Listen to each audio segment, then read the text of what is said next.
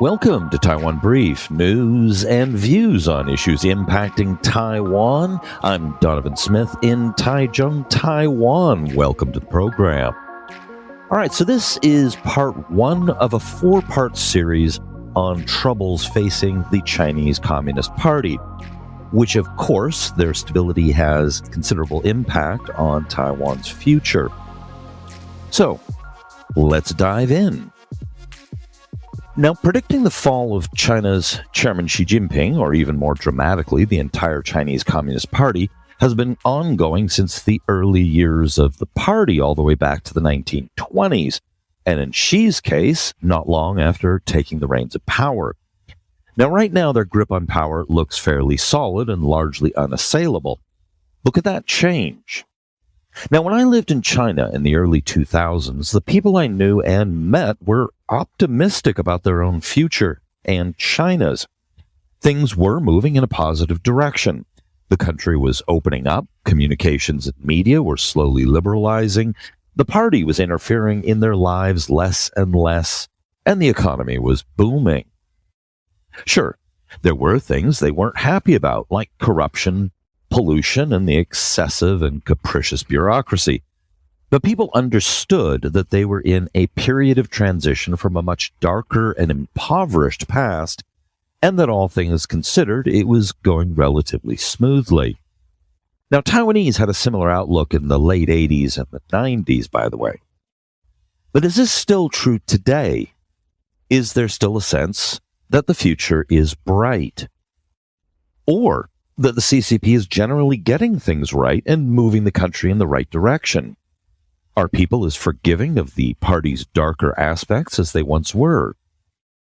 How does the public feel about Chairman Xi's tightening of the screws on society, reversing the previous trend? Now, glimpses of negative opinions occasionally escape from China, but how widespread is this discontent? Now, we don't and can't know for sure. China is a massive country, and there is no way to be certain what the majority of the 1.4 billion people there of all sorts of backgrounds, viewpoints, and circumstances are thinking.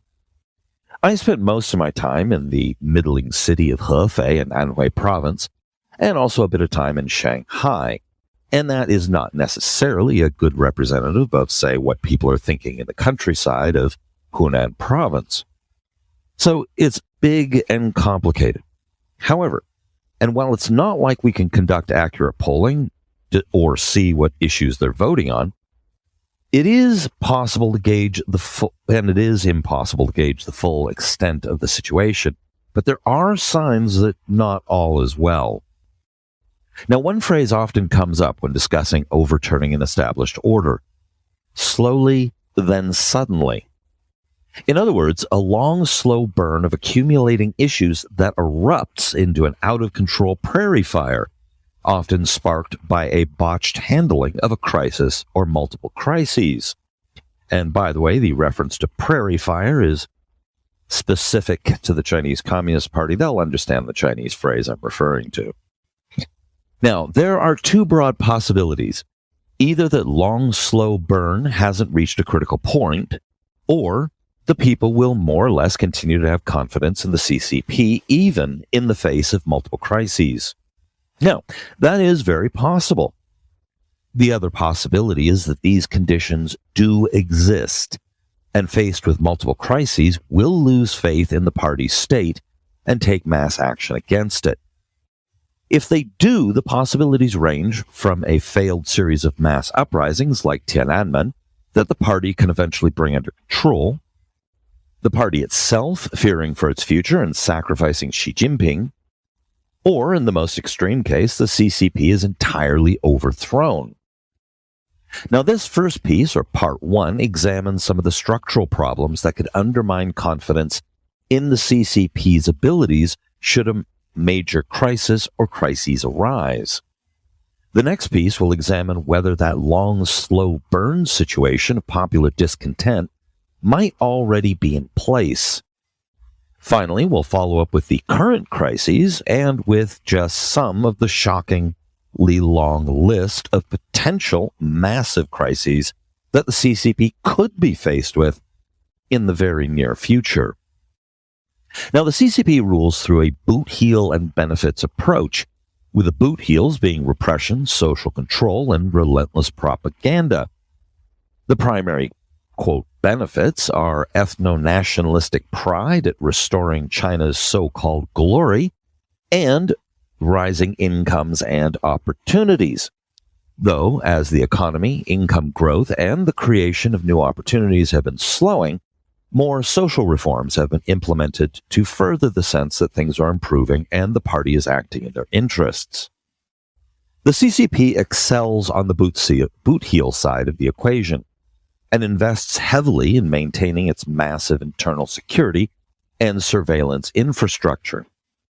It's the benefits side where the CCP is far weaker, which we'll examine in the next article. But fundamentally, neither the boot heels or benefits are of much use in a crisis if the entire structure has lost the confidence of the people. This potentially huge vulnerability has already shown itself in the CCP's bureaucratic inflexibility, ineptitude, and colossal failures in long-term planning.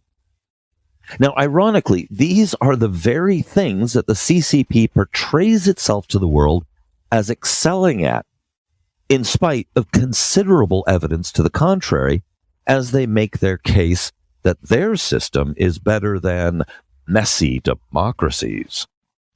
Now, the examples of the CCP party state handling shocks poorly abound, and come out in examples like responses to natural disasters, the ham-fisted response to the rise of the pandemic in Wuhan, the clumsy handling of the African swine flu causing spiraling costs of a primary food staple, and the totally avoidable mass power outages last fall. Almost always the pattern is the same. First, long-term planning fails to prepare for, or actually creates, an avoidable or otherwise manageable crisis. As the crisis becomes clear, the initial response is confused, muddled, and botched, as no one is willing to take any risks or act outside of the rulebook or without direct orders from the top.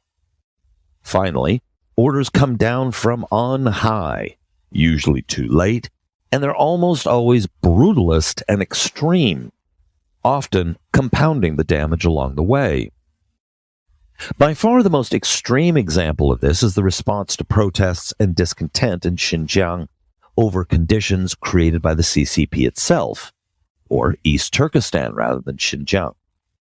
Initially, the response was confused and inept, and then, under Chairman Xi, orders came from on high to enact the most brutalist and extreme so-called solution possible to the problem: genocide.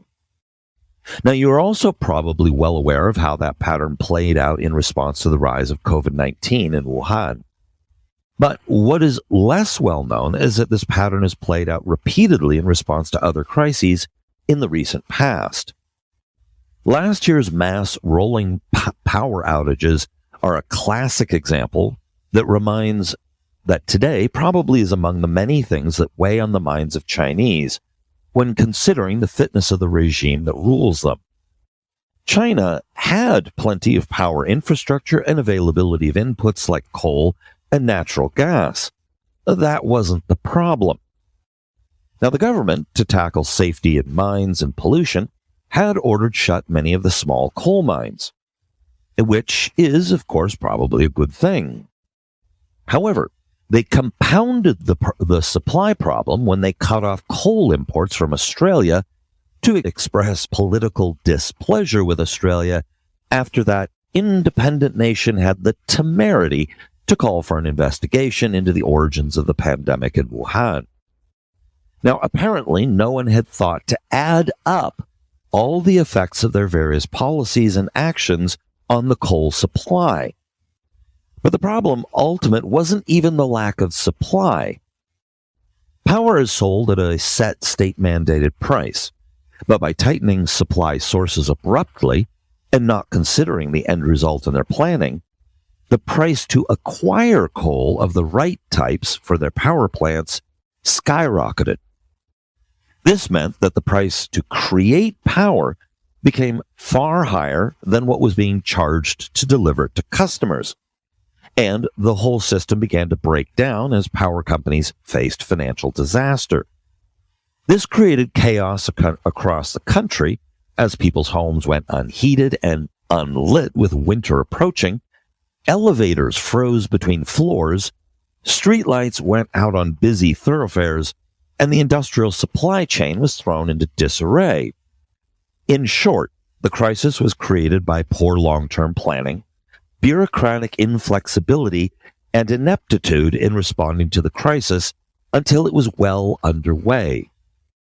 This example, along with a string of recent similarly mishandled crises, have exposed the fundamental problems of CCP state governance.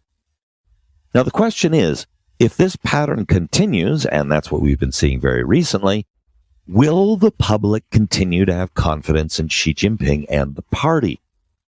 And will the party itself continue to have confidence in Xi Jinping? Or will Xi fail in his attempt to secure a third term as chairman at the 20th Communist Party conference later this year? Especially if China is hit with multiple shocks all at once. All right, tune in next time. We'll do part 2. These are more basic, long-standing issues. But as we went into in this particular show, the background leading into all the current problems that we're seeing right now has already potentially shaken confidence in the CCP to handle crises. In part 3, we will get back to the current crises, and then in part 4, we're going to go into what crises potentially could blow up and really tip this thing into a giant mess for Xi and the Chinese Communist Party.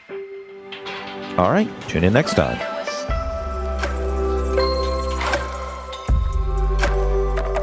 Sean here. As you know, we've been on a little bit of a hiatus. It's been quite busy these days, but now we're kind of back. Things are going to look a little different because we are working on new processes to make it easier for us to produce episodes.